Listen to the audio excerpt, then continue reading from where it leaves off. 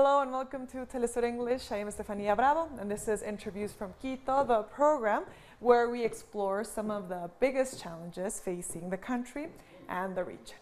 In today's program, Ecuador's National Assembly has approved a new tax reform with 83 votes in favor, 8 against, and 37 abstentions. This tax reform is part of the agreement with the International Monetary Fund in order to raise close to $620 million by 2020. This reform was put together by the government of President Lenín Moreno after the first economic reform was widely rejected and sparked a massive protest throughout the country that left at least 10 people dead and hundreds injured. To talk more about this, we are joined by Pedro Paez. He's a PhD in economics and former Minister of Economy. But first, let's take a look at this video. With 83 votes in favor, 8 against, and 37 abstentions, the National Assembly of Ecuador approved the new tax reform. The law will pardon 100% of the interests and fines on student loans and scholarships, and the emergency housing programs for those affected by the 2016 earthquake that took place in the provinces of Manabí and Esmeraldas. Some assembly members have criticized this project, stating that the national production must be protected because 35% of the population lives off agriculture and 80% of the food in Ecuador is produced by campesinos. Also, social groups and students protested against cuts on social budget. How will this change the fate of the country? Follow our analysis. Pedro, we thank you so much for your time for coming here to Telesur English. Thank you for the invitation. First of all, could you explain to us what this new tax reform means for our viewers in Latin America and the Caribbean, and how does this affect Ecuadorians specifically? I think we have to read the last reforms in the framework of the long-term, the strategic commitment of some segment of the oligarchy in Ecuador with the rearrangement, the geopolitical rearrangement of the role of Ecuador in the new imperial design. The IMF has imposed a lot of measures, but all of those measures must be read as part of the effort of basically the banks, the big banks, to build up here a new place for money laundering, for tax haven. Once the Panama and the Caribbean places have been burned by the Panama Papers, the Paradise Papers that had exposed the relationship of power. Even the Queen of England is not named there. The former President Macri was named there. The presence of even the secret services of the industrialized countries linked to the offshores, the money laundering, and the overcoming of all type of regulation that had created a condition for tax evasion, capital flights, etc., etc. In the case of Ecuador, that is linked also to the whole strategy, continental strategy, to break down the spine of the continent, the civil society, making us to renounce some of the most important social conquests of the century, not only of the decades. So what is happening here in Ecuador is going to push us into more privatizations, a spiral of chronic fiscal crisis, a situation in which there is no other alternative than the most predatory mining, the most extractive style of foreign direct investment, and again, money laundering. Because otherwise, the dollarization cannot be sustained. Under the fiscal conditions created by the tax reform that favors the richest people in Ecuador and deteriorates in a very radical way the efficacy in terms of tax collection, what is happening, what is going on in Ecuador is a transformation of the expectations, both of the national and the international enterprises, in terms of a country in which you don't have to pay taxes, in which you don't have to pay your dues with the state. Now, President Moreno has said that this tax reform benefits many people, young people. He says this won't affect the normal citizens. What is your opinion on that? Will it affect normal people or not? Yeah, there are some details that have been put into the law to disguise the real content of the law. But as a matter of fact, the big chunks of the law are making a kind of permanent exoneration for the big companies here. For example, it has been exonerated for the payment of income tax, the income coming from capital dividends. For example, if you are the owner of a bank, you don't have to pay taxes for the utilities that you have from the bank.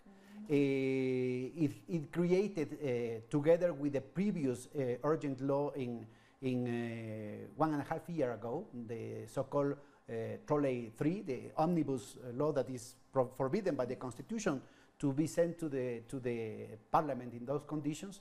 The previous omnipresent law that reformed several important legal corps had created a condition in which the new investments, even those coming from the offshores, a triangulation with the offshores, returning part of the capital flights from residents in Ecuador, now are a kind of pretext for 20 years of tax exoneration. If you put this together with the new reforms, you are creating a situation in which the only people that is going to pay taxes are the middle classes. And even in terms of the formalities, for example, they say, but this is good for the small and medium-sized enterprises. Yes, they had simplified, between quotes, the taxes upon those enterprises at 2%, but they don't tell you that for the big agro exporters, for example, banana exporters, it's just 1%. How come very small, maybe familiar enterprises has to pay 2%, but the big enterprises have to pay 0.81%? It's against the progressivity that are part of the principles of tributation all around the world, but also against the same title of the law, simplicity and progressivity. So this is a total, how can I say, is a kind of joke against the conditions of the majority of the population, but in the very, very near future, this is going to prove nefarious for the conditions of sustainability of the fiscal sector. Now, talking about the near future, can we expect more reforms coming up, more economic reforms in Ecuador? Look, this is a kind of political game for the people in the galleries. No, it's a situation with the complicity of the big media. The press has been complicit of all this manipulation of the public opinion. But the commitment with the IMF includes, for example, the value-added tax. No, this is going to. The government is denying that situation, but of course it's going to come in the near future because it's part of the commitments. It's part of the new agenda for Ecuador. They are reducing the role of the progressive direct taxes, exonerating the rich people, and they are increasing the role of the regressive indirect taxes that affected the majority of the population. So this is part of the redesign of the structure of incentives in the economy in favor not of the productive activities, not of the productive investment, even the big investments, but in favor of speculation. Rentism, short-termism in the activities in the portfolio of investments of the majority of the agents, and a kind of retrieving part of the right direction of the resources provoked during the last decade with the reforms, the redistributive reforms, trying to retrieve these resources through taxation. The reduction that you have during the last 2-3 years in the budget of the social expenditure, social investment, for example, in education, in health, today is going to be exacerbated by this new condition that is going to create a hole in the budget for a long time. As a matter of fact, as the product of the previous law that I referred a few minutes ago, you have a very sharp deterioration of the capabilities of the IRS to collect taxes, especially from the big enterprises. With the elimination of the anticipated payment of the income tax, this is going to go further. With all these exonerations and the climate of no payment among the big enterprises, among the big firms of solicitors and barristers that are hired by these enterprises to evade taxes, the real capabilities of the government are fulminated today. For example, as an example, during the last year, you have a reduction of the income collected from the 217 big companies of around $1.7 billion to only $0.7 billion. This is more or less the magnitude of what was the result of the previous reform, and the current reforms are going to increase the situation. If you put this together with the full deregulation of the financial markets and the autonomy, the so-called autonomy of the central bank, that is, as a practical situation, is a total privatization of the central bank, what you have here again is a tax haven, like what you have in the Bermudas, in the Bahamas, in the Panama, as you mentioned, yeah. Panama had a little bit of regulation, but now you are in the extreme spectrum of the more, how can I say, more lax legal frameworks in terms of the tax havens. Now, this is the third economic reform proposed by President Moreno. The first one, of course, we saw outraged. A lot of people took to the streets against the reform. The second one was rejected by the Assembly, and now this is the third one, if I'm correct. Actually, there is a previous one.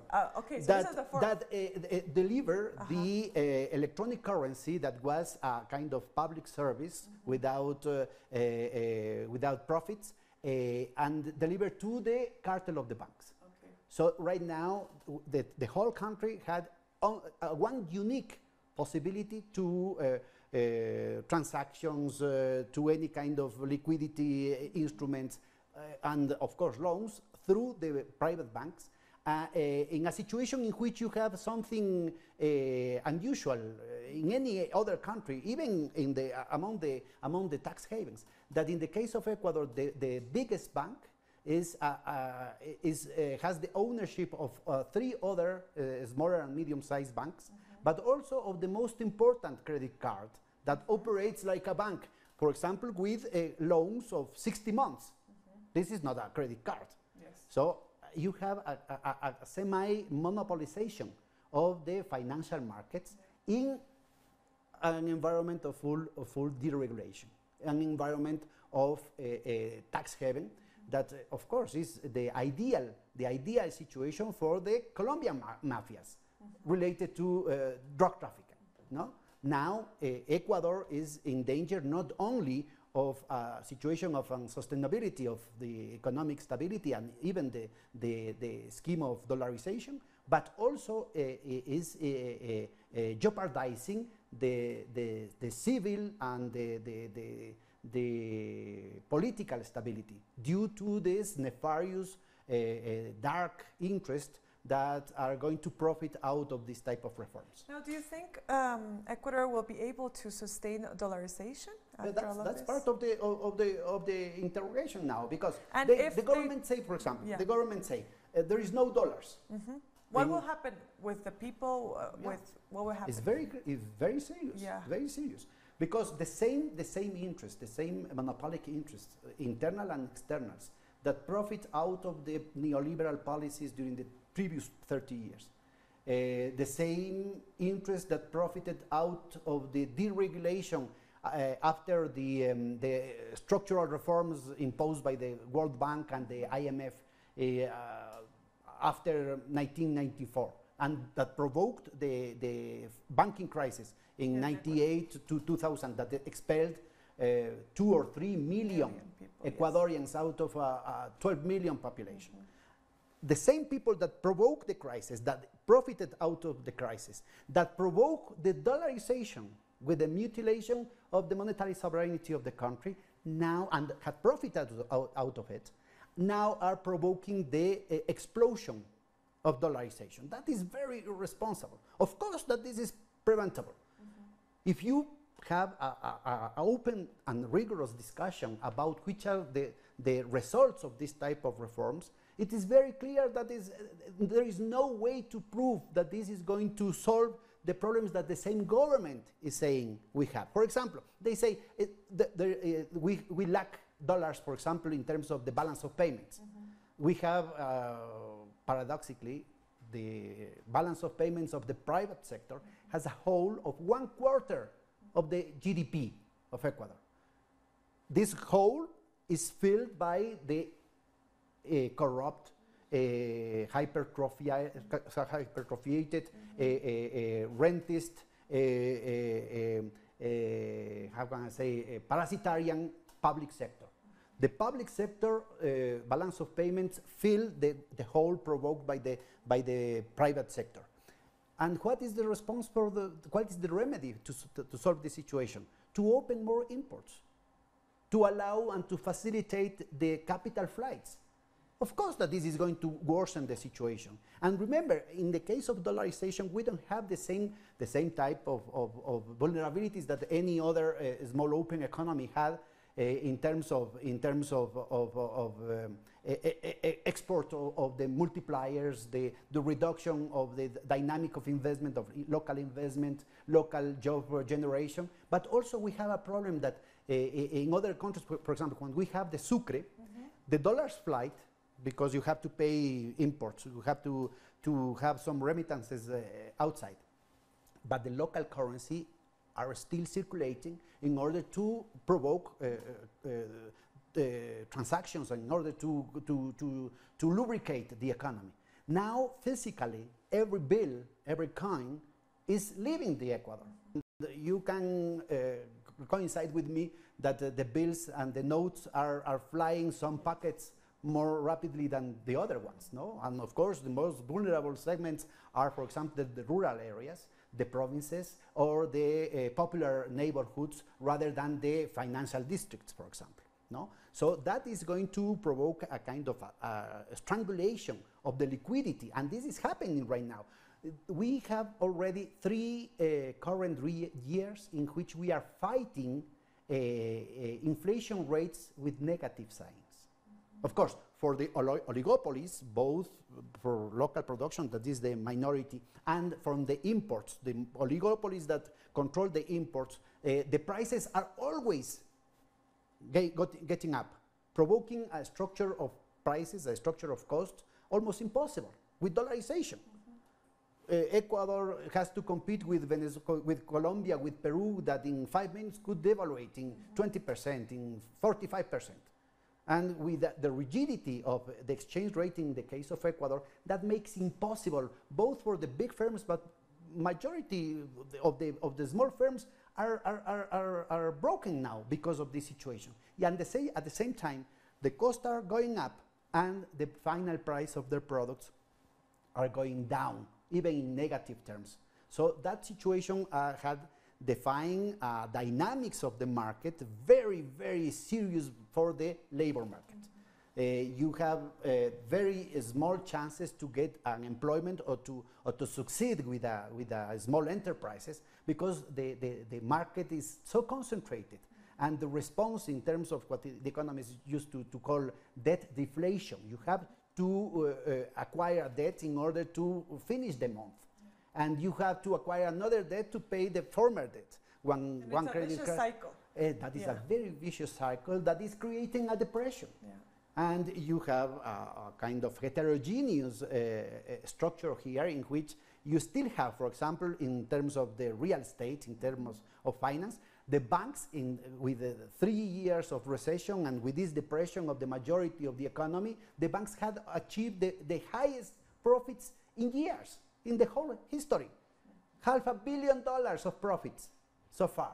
So how is that possible? And of course, all these reforms are going to exacerbate this polarization and this condition of unsustainability. And you can say exactly the same in terms of the fiscal sector. Lack of dollars, and they had exonerated the big firms for the payments of their dues of the previous years. The debt that the enterprises had with the pension system, the debts that they have with the IRS, had been forgiven. They had exonerated several brackets of income, of the payment of the income provident from the capital revenues. And that is going, of course, to provoke a lack of revenues that in the very, very immediate result is privatizations under the name of monetization, because the Constitution forbids the possibility of the privatization in the strategic sectors of the economy. For example, oil. They say there is a lack of dollars, and the main source of revenue for the government during the last 50 years has been, for example, an oil camp called Sacha. And they are going to privatize this. The most important perspective in the near future for the oil industry in Ecuador is Ispingo. They are also going to privatize the situation. Another one is Coca Payamino. And there is a systematic boycott of the investment and the technical endeavors of the public enterprise in oil, in order to prevent them to develop other camps, in order to develop and to increase production, in order to obtain more revenue. So everything is very contradictory. Everything is designed to create a kind of no way out except privatization. Pedro, we thank you so much for your time. We've run out of time. Thank you so much for coming to Telesur English. We have been speaking with Pedro Paez about the new tax reform that was approved by the Ecuadorian National Assembly and how this affects Ecuadorians overall. Thank you so much for watching Interviews from Quito. I am Estefania Bravo. Until next time.